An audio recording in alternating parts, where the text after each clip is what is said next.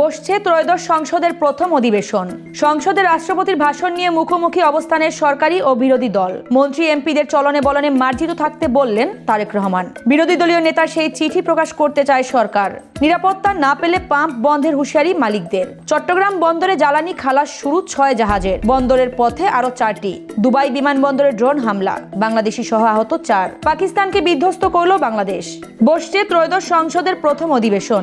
একই দিন হবে স্পিকার ও ডেপুটি স্পিকার নির্বাচন, এমন তথ্য নিশ্চিত করেছেন চিফ হুইপ নুরুল ইসলাম মনি। একই সঙ্গে তিনি বলেন, সংসদের প্রথম অধিবেশনে প্রধানমন্ত্রীর মনোনীত ব্যক্তি সভাপতিত্ব করবেন। এরপর সম্পন্ন হবে স্পিকার ও ডেপুটি স্পিকার নির্বাচন। জামায়াত ডেপুটি স্পিকারের পদ নেবেন কিনা এ বিষয়ে নানা জল্পনা কল্পনা থাকলেও স্পিকার পদে আলোচনায় রয়েছেন বিএনপির বেশ কয়েকজন জ্যেষ্ঠ নেতা। এ সময় চিফ হুইপ সরকারের পক্ষে সংসদকে কার্যকর ও প্রাণবন্ত করতে বিরোধী দলের গঠনমূলক সহযোগিতা প্রত্যাশা করেন। সংসদে রাষ্ট্রপতির ভাষণ নিয়ে মুখোমুখি অবস্থানে রয়েছে সরকারি ও বিরোধী দল। ত্রয়োদশ জাতীয় সংসদের প্রথম অধিবেশনে ভাষণ দেবেন রাষ্ট্রপতি মোহাম্মদ শাহাবুদ্দিন। চলমান উত্তেজনার মাঝে সরকারি দল বিএনপির স্থায়ী কমিটির সদস্য সালাউদ্দিন আহমদ বলেছেন, নিয়ম অনুযায়ী রাষ্ট্রপতি সংসদে ভাষণ দিবেন, কিন্তু তাকে ফ্যাসিস্টদের দোষর আখ্যা দিয়ে ভাষণ দানে বিরত রাখার দাবি জানিয়েছে বিরোধী দল জামায়াত। দলটির নায়েবে আমির ডাক্তার তাহের বলেছেন, সংসদে তার বক্তব্য দেওয়ার কোনো অধিকার নেই।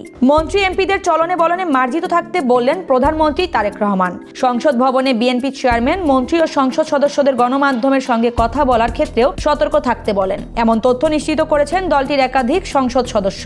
একই সঙ্গে প্রধানমন্ত্রী দায়িত্বের বাইরে গিয়ে কাউকে অন্য দপ্তর বা মন্ত্রণালয় নিয়ে মন্তব্য না করার আহ্বান জানিয়েছেন। এ সময় বিএনপির জনকল্যাণমুখী বিভিন্ন কর্মসূচি এবং করণীয় বিষয়ে মন্ত্রী ও সংসদ সদস্যদের দিক নির্দেশনা দেন। প্রধানমন্ত্রী বলেন, ফ্যামিলি কার্ড নিয়ে অনেকের নেতিবাচক কথা থাকলেও ভোটের আঙুলের কালির দাগ মোছার আগেই বিএনপি নির্বাচনী প্রতিশ্রুতি বাস্তবায়ন শুরু করেছে।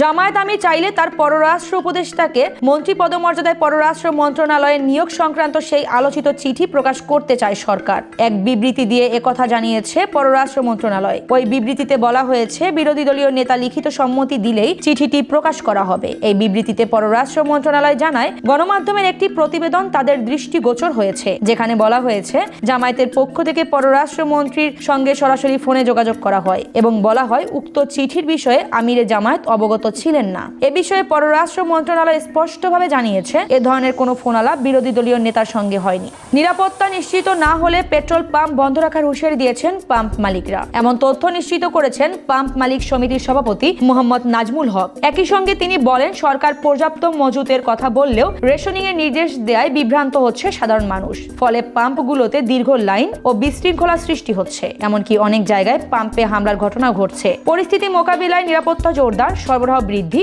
ও মোটরসাইকেলে তেল বিক্রির বিধিনিষেধ প্রত্যাহার সহ 8 দফা দাবি জানিয়েছে মালিক সমিতি। এদিকে প্রতিশ্রুতি অনুযায়ী সরকার তার চেয়েও কম তেল সরবরাহ করছে বলে অভিযোগ তুলেছেন পাম্প মালিকরা। অন্যদিকে কৃষি, সেচ ও জেনারেটরের জ্বালানি সংগ্রহে স্পষ্ট নীতিমালা না থাকায় সমস্যা আরো বেড়েছে। চট্টগ্রাম বন্দরে জ্বালানি তেলের খালাস শুরু হয়েছে 6টি জাহাজ থেকে। বন্দরের পথে আরো 4টি জাহাজ, এমন সংবাদ নিশ্চিত করেছেন বন্দরের সদস্য ক্যাপ্টেন আহমেদ আমিন আব্দুল্লাহ। ইতিমধ্যে 18টি জাহাজ বন্দরে এসেছে জানিয়ে তিনি বলেন, এরই মধ্যে 8টির খালাস শেষ হয়েছে। আগামী 12 ও 14 মার্চ এলএনজি ও ডিজেল নিয়ে আরো 2টি জাহাজ আসবে। চলতি সপ্তাহের মধ্যে আরো 4টি জাহাজ চট্টগ্রাম বন্দরের জলসীমায় এসে পৌঁছাবে দাবি করে তিনি বলেন, দেশে জ্বালানি সংকটের কোনো সম্ভাবনা নেই। আগামী 1.5 মাসের সব ধরনের জ্বালানি পাইপলাইনে রয়েছে।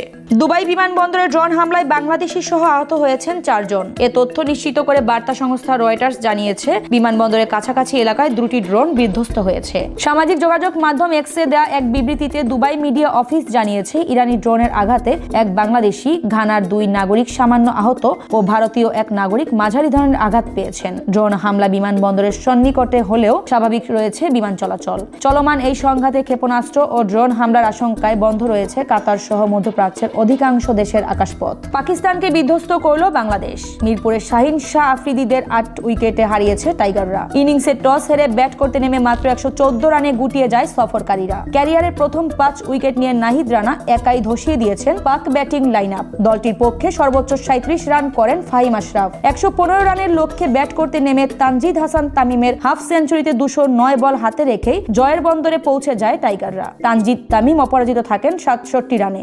এই জয়ে 3 ম্যাচের ওডিআই সিরিজে 1-0 এগিয়ে গেল বাংলাদেশ।